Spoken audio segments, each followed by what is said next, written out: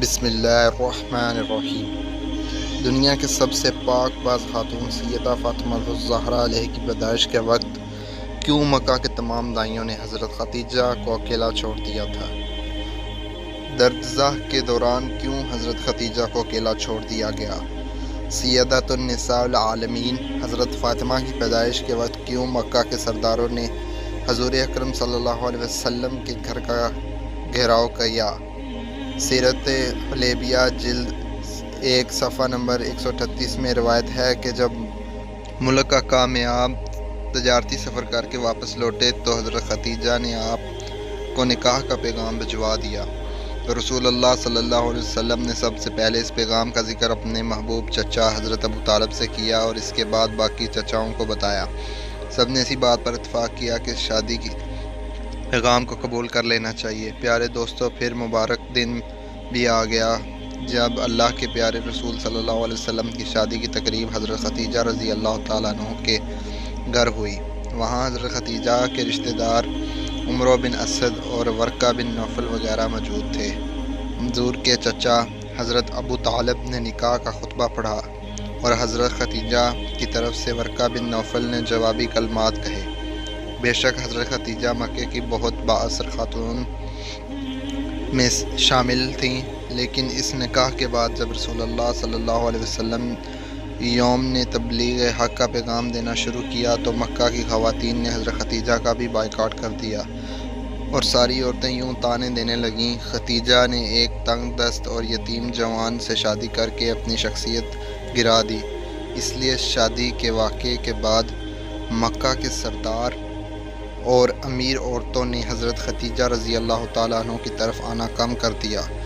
شب معراج کی رات جب حضور اکرم جنت سے گزرے تو حضرت جبرائیل نے آپ صلی اللہ علیہ وسلم کو درخت طوبی کا میوہ پیش کیا۔ جب پیغمبر زمین پر واپس آئے تو اسی میوے سے حضرت فاطمہ کی ولادت کا عمل شروع ہوا۔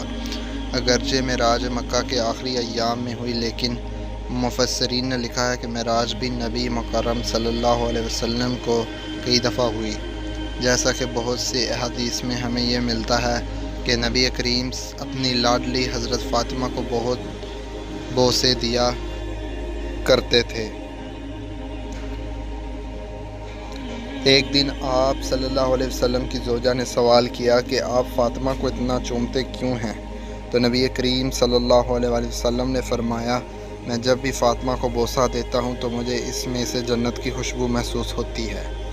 اس حدیث کو امام بخاری، امام سیوطی اور امام طبری کے ساتھ ساتھ تقریباً تمام حدیث کتاب میں بیان کیا گیا ہے۔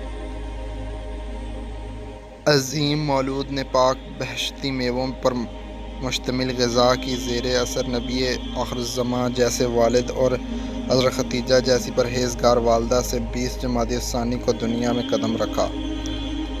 آپ سورہ کوثر کی تفسیر بن کر آئیں کہ جس سے مفلحین کو طعنے اور مذمتیں ناکام ہو گئیں۔ چنانچہ پیدائش کا واقعہ امام طبری نے ظاہرۃ الکبریٰ میں کچھ اس طرح کیا ہے کہ جب سے نبی کریم سے حضرت خدیجہ کا نکاح فرمایا تو مکہ کی تمام عورتیں آپ کے خلاف ہو گئیں اور کسی بھی موقع پر آپ کا ساتھ نہ دیتی تھیں۔ جب حضرت فاطمہ کی پیدائش کا وقت شروع ہوا اور واضح حمل کا وقت قریب آیا تو قریش کی خواتین کو پیغام بھیجا گیا کہ وہ اس تکلیف زدہ عمل سے مدد کے لیے حضرت خدیجہ کے پاس تشریف لائیں۔ اب یہی وہ موقع تھا کہ مکہ کی عورتیں کہنے لگیں، تم نے ہماری بات نہیں مانی اور ایک غریب یتیم سے عقد کیا، اب اس سے کہو کہ ہم تمہارے لیے دائی کا بندوبست کرے، ہم تو ہرگز مدد کرنے نہ آئیں گی۔ حضرت خدیجہ نے جب یہ سنا تو بہت غمگین ہو گئیں۔ مکہ میں فوراً خبر پھیل گئی کہ مشرکوں نے حضرت محمد صلی اللہ علیہ وسلم کے گھر کا گھیراؤ کر لیا ہے اور آج کسی کو ان کے پاس اندر نہیں جانے دیا جائے گا۔ خیر، واضح حمل کا سخت وقت کا آغاز ہوا۔ حضرت خدیجہ اکیلی ہیں، کوئی معاون نہ ہے۔ آپ کے دل کی دھڑکنیں تیز تر ہو گئیں اور لوگوں کی سرد مہری آپ کے لیے موجب تکلیف تھی۔ اچانک آپ کی روح کے افق میں ایک روشنی پیدا ہوئی، آنکھیں کھلیں تو 4 خواتین کو اپنے نزدیک پایا، بہت پریشان ہوئیں۔ ان میں سے ایک خاتون کہنے لگی کہ پریشان نہ ہو، ہمیں آج آپ کی مدد کے لیے بھیجا گیا ہے۔ یہ خواتین حضرت فاطمہ کی ولادت تک حضرت خدیجہ کے ساتھ رہیں۔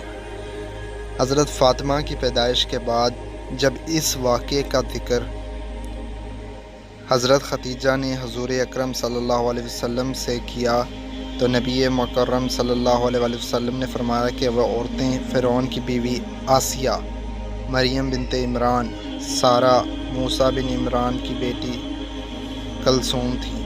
جب حضرت فاطمہ کی ولادت ہوئی تو اللہ تعالیٰ کے حکم سے 10 جنتی حوریں بی بی فاطمہ کے پاس آپ کو شرکا پانی اور جنت سے عمدہ لباس لے کر حاضر ہوئیں۔ ان حوروں نے بھی بی بی فاطمہ کو اپنے آپ کوثر کے پانی سے غسل دے کر جنت کے لباس میں لپیٹ دیا۔ اس وقت اچانک آسمان پر ایسا نور روشن ہوا فرشتوں نے کبھی بھی نہیں دیکھا تھا۔ ان 4 عورتوں نے حضرت بی بی فاطمہ کو حضرت خدیجہ رضی اللہ تعالیٰ عنہ کی گود میں دیتے ہوئے یہ الفاظ بولے کہ یہ تمہاری بیٹی طاہرہ ہے، خدا ان کی نسل سے حضور اکرم صلی اللہ علیہ وسلم کی نسل بڑھائے گا۔ روایات میں آتا ہے کہ یمن حضور پر اپنی کو مبارکباد دینے کے لیے آ رہی تھی کہ ایک عورت ملی۔ اس نے پوچھا کہ یمن تم جلدی چل کر کہاں جا رہی ہو؟ یمن نے کہا کہ حضور اکرم صلی اللہ علیہ وسلم کو اللہ تعالیٰ نے بیٹی سے نوازا ہے، میں ان کو مبارکباد دینے جا رہی ہوں۔ سلیمہ ابن یمن کو کہنے لگی کہ محمد کے گھر بیٹی ہوئی ہے، بیٹا تو نہیں ہے جو تم مبارک دینے چل نکلی ہو۔ یہ سوچو کہ ان پر کیا گزر رہی ہوگی، کیونکہ اس وقت مشرکین لڑکیوں کو پیدا ہوتے ہی دفن کر دیتے تھے۔ حضرت یمن فرمانے لگیں، سلمہ یہ بیٹی اللہ کے رسول محمد کے گھر پیدا ہوئی ہے، کسی کافر سردار کے گھر نہیں۔ مجھے یقین ہے کہ دین اسلام میں بیٹیوں سے وہ سلوک نہیں ہوگا جو سلوک ہمارے آباء و اجداد کرتے چلے آ رہے ہیں۔ ایمن کی باتیں سن کر سلیمہ کا چہرہ زرد پڑ گیا، کیونکہ سلمہ کے گھر میں 3 بیٹیوں کا جنم ہوا تھا، لیکن سلمہ کے خاوند تینوں بیٹیوں کو ہی زندہ دفن کر دیا تھا۔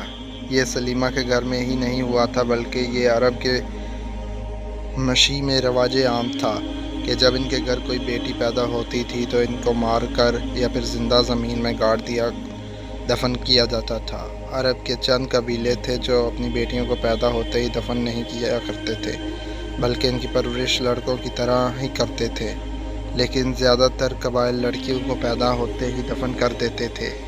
سلیمہ بھی یمن سے باتیں کرتے ہوئے ان کے ساتھ ہی حضور صلی اللہ علیہ وسلم کے گھر چلی گئی۔ سلیمہ نے سوچا کہ میں دیکھتی ہوں کہ حضور اکرم صلی اللہ علیہ وسلم نظم کا بیٹی کی ولادت پر رد عمل کیا ہے۔ جب یہ دونوں خواتین حضور اکرم صلی اللہ علیہ وسلم کے گھر پہنچی تو کیا دیکھا کہ حضور اکرم صلی اللہ علیہ وسلم بیٹی کو گود میں اٹھائے پیار کر رہے ہیں، اس کے چہرے مبارک سے بوسے لے رہے ہیں۔ جو بھی بیٹی کی مبارک دینے کے لیے آتا تھا ان کو خوشی و خوشی خیر مبارک کہہ کر روانہ کر رہے ہیں۔ سلیمہ حضور اکرم صلی اللہ علیہ وسلم کے قدموں میں بیٹھ کر رونے لگی۔ یا رسول اللہ صلی اللہ علیہ وسلم، آپ کا دین سچا ہے، آپ صلی اللہ علیہ وسلم سچے ہیں، آپ کا خدا سچا ہے، آپ کا گھرانہ سچا ہے۔